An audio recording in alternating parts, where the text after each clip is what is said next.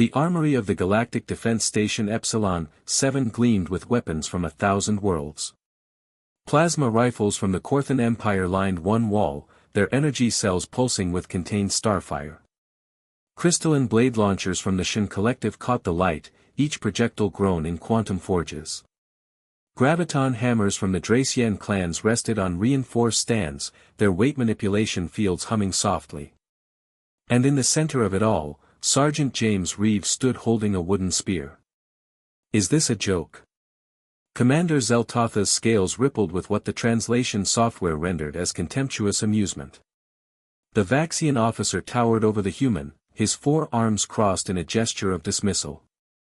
The requisition said you needed a weapon for the combat trials. Not a piece of firewood. James ran his hand along the shaft, feeling the smooth grain beneath his fingers. He'd spent 3 weeks crafting it from a branch of ironwood shipped from Earth at considerable expense.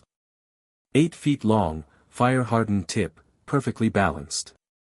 His grandfather had taught him the old ways during summers in Montana, before the old man passed. It's a spear, sir.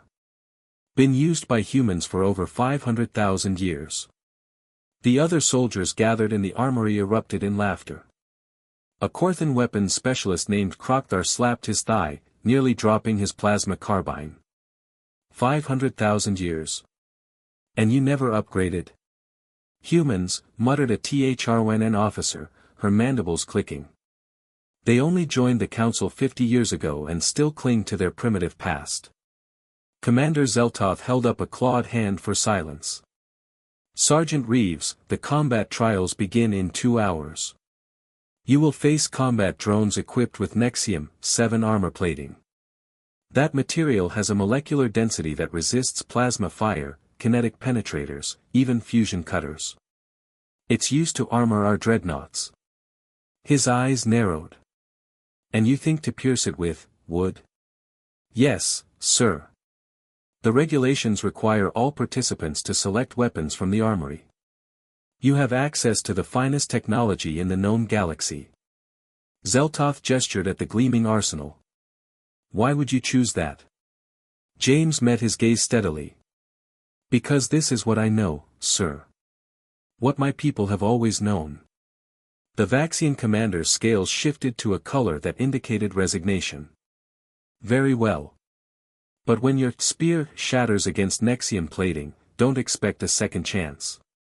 Dismissed. 2 hours later, James stood in a combat arena, a massive dome designed to simulate various battlefield conditions. 30 other soldiers from across the Galactic Defense Force waited in their designated zones, checking their advanced weaponry. The trial was simple: disable or destroy 3 combat drones in the fastest time possible. Performance in these trials determined promotions, special assignments, and respect among the ranks. James stretched, rolling his shoulders, feeling the familiar weight of the spear in his hands. Around him, soldiers primed plasma rifles, calibrated targeting systems, and activated powered armor. He wore standard combat fatigues and boots. Nothing more. Primitive fool, someone muttered. The arena lights shifted to red. A klaxon sounded. 3 combat drones materialized from deployment pods, sleek, deadly machines covered in the gray sheen of Nexium 7 plating.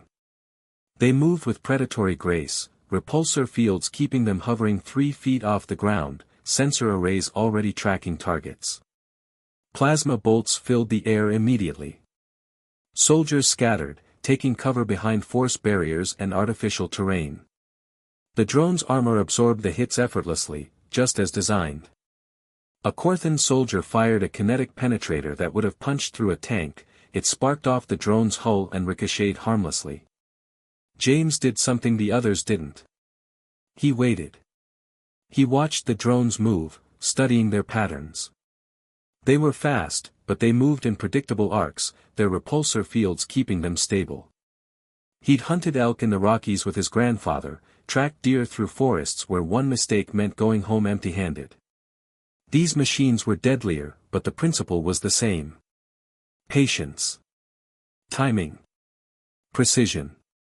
A drone banked toward him, sensors locking on. Energy weapons charged with a distinctive whine. James took 3 running steps and threw. The spear left his hand with 500,000 years of human evolution behind it. The throwing motion was encoded in his DNA, the same motion that had brought down mammoths, driven off saber-toothed cats, and allowed his ancestors to survive when they were the weakest predators on their continent. But James had learned something the others hadn't considered. He'd studied the technical specifications of Nexium-7 armor plating. It was designed to disperse energy, to redistribute kinetic force across its molecular structure. It was nearly indestructible against advanced weapons because those weapons relied on focused energy or high-velocity metal projectiles. Wood was different. Organic, fibrous, with a natural grain that didn't shatter on impact like metal or ceramic. And ironwood, specifically, was dense, denser than many metals. Fire hardening increased that density further, creating a tip harder than bronze. More importantly, James had done the physics. Kinetic energy equals 1/2 mass times velocity squared. A lighter projectile needed more velocity to achieve the same penetration. But a thrown spear from a human arm, especially one thrown with proper technique, could achieve surprising velocity. And the cross-sectional area of his sharpened tip was smaller than most penetrator rounds, all that force concentrated on a single point. The spear struck the drone's center mass at precisely the angle James had calculated. The Nexium plating, designed to spread impact force, found itself meeting a weapon that didn't behave like modern projectiles. The wood didn't compress or deform the way metal would. The grain structure held, the fire-hardened tip found a microscopic seam between armor plates, every piece of armor had them, and the sheer kinetic force drove it through. The drone's central processor core was precisely 8 inches behind its armor plating. James had memorized the schematics. The machine dropped from the sky, systems dying, his spear protruding from its chassis. The arena fell silent. James was already moving. He pulled a combat knife from his belt, not to use as a weapon, but as a tool. The second drone swept toward him, weapons charging. He grabbed his spear, braced his foot against the downed drone, and yanked the weapon free. The wood had cracked slightly, but the shaft held. 12 seconds later, the second drone fell, spear buried in its sensor array. The angle was different, but the result was the same, wooden weapon penetrating where plasma and kinetic rounds had failed. The third drone adapted, staying at range. Smart. James smiled. He'd anticipated this. He ran toward a force barrier, using it as cover, drawing the drone into pursuit. When it rounded the corner, hovering low to track him, James was already in throwing position. This time, he aimed for the repulsor field generator on its underside, less armored, designed for quick field maintenance. The spear punched through the housing. The drone crashed to the arena floor and didn't rise again. Total elapsed time, 47 seconds. The arena lights shifted to white. Trial complete. James walked to his final target and pulled his spear free. The tip was damaged now, the wood splintered from 3 impacts against military-grade armor. But it had done its job. Commander Zeltoth descended from the observation platform, his scales cycling through colors James's translator couldn't interpret. The other soldiers stared in shock. How? The Vaxian commander demanded. James leaned on his spear, breathing hard. Nexium-7 is designed to counter modern weapons, sir. Energy dispersal, kinetic redistribution. But my ancestors were hunting with spears before we even understood metallurgy. They learned to make them work through pure physics, mass, velocity, and precision. He held up the damaged weapon. This spear is simple. No power source, no complex mechanisms. Just wood, fire, and human hands. Sometimes the old ways work because nobody remembers to defend against them. Krokthar, the Korthan who had mocked him earlier, approached slowly. Your people hunted with these? For 500,000 years. We survived with these, James corrected. We weren't the strongest or fastest species on our planet. We didn't have claws or armor or venom.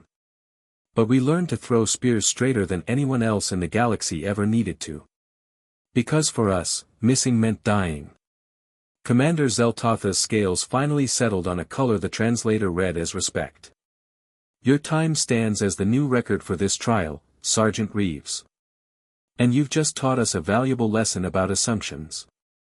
James pulled out a whetstone and began working on the spear's damaged tip. Around him, soldiers who had laughed now watched in silence as the human sharpened his primitive weapon with practiced, patient strokes. Commander, James said without looking up, I'll need to requisition more ironwood from Earth. This one won't last another trial. Approved, Zeltoth replied immediately. And Sergeant? When it arrives, I want you to teach a class on primitive weapons integration. Apparently, we have much to learn. James smiled, feeling the grain of the wood beneath his fingers. Somewhere, he thought, his grandfather was laughing.